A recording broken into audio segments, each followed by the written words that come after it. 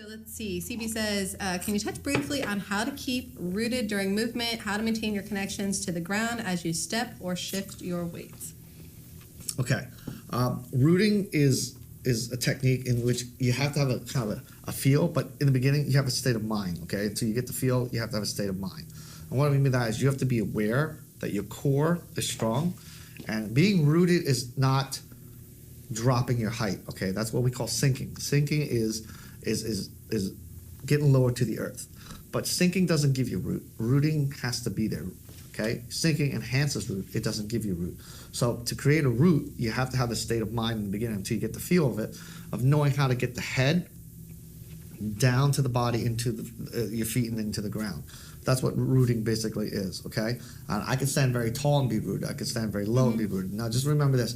The lower you sink into it, the stronger your root becomes. So I can have a root that stands tall, but it's not as strong as if I sank, okay? So just understand that. How to keep that in mind, it's simply a practice.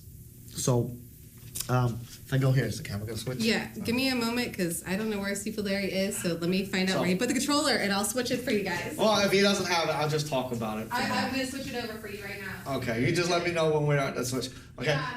So one of the things that you want to practice is to get the feel for it, is if you're going to start off on a basis, start from horse stance, okay? So if you're going to be in a horse stance, start this, okay? And then get the feel of shifting left and right and just feel the ground. Like bend your knees, feel the ground. Shift, feel the ground. Shift, feel the ground. And you can do it front ways too. Shift, feel the ground. Sink back, feel the ground. So when I move, I can basically feel the ground. So I'm almost like I'm bouncing a little bit. So when I'm like this, I can bounce, and then you can see my feet, they can move. Then you can play it where you could go on your toe and on your heel like this. And you see like kind of like Bruce Lee do it, he go, whoa, whoa. So it's kind of like that. Muhammad Ali kind of did it with a bounce like that, but he maintained a certain root to him. So he would be like this, and just be, so he would have that ability to move back and forth and still feel that connection to the ground with his body.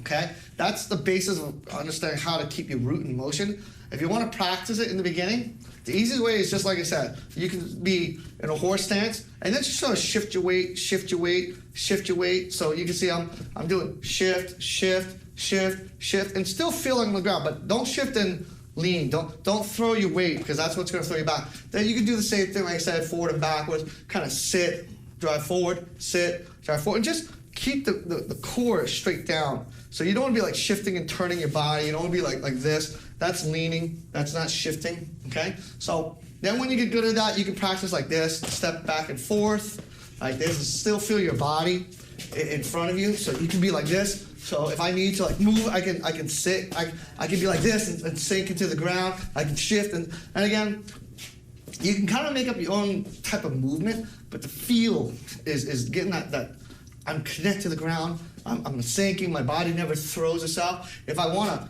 like for example, like take a punch, I can be like this, sink into the punch. I don't extend into the punch. It overcommits me. I'm not saying, hey, that's a bad thing, but in every movement you have, there's always a plus and there's always a minus. So you got to be careful. You can say, yeah, if I throw my weight, I can put a lot of energy behind it. But the minus is if you miss, it takes longer to recover. So it's kind of a gamble that you have to risk. I won't say a gamble. A risk you have to weigh out. Like, is it worth it? Because you can be countered very easily if you overdo it and he cuts the angle and comes in. It's hard to recover.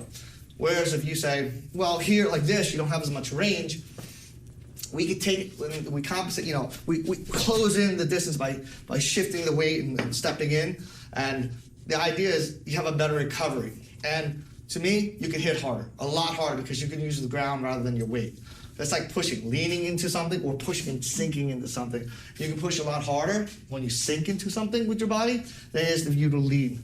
Somebody small will naturally sink to get more power. Somebody big might use his weight. And again, that comes down to the individual person, how they want to do it. But again, everything has a plus and a minus. The idea when you train is to make the positive to the best for you and the negative for the worst for them to use. So if you like to extend and reach, it's fine. But make sure that you have a way of making the negative hard for the person to get to and the positive easy for you to access. Okay? Bigger people, longer people, they have the range, so they can extend and kind of keep a reach and keep away. But small people don't have that ability, so you have to learn to compensate by moving in tighter, maintaining your base, so you can have a strong structure, so you can move quicker and generate more explosive power to close in. And again, everything has that plus and minus, and it's up to you to decide to make it work for you. Okay. All right. Thank you, Sifu.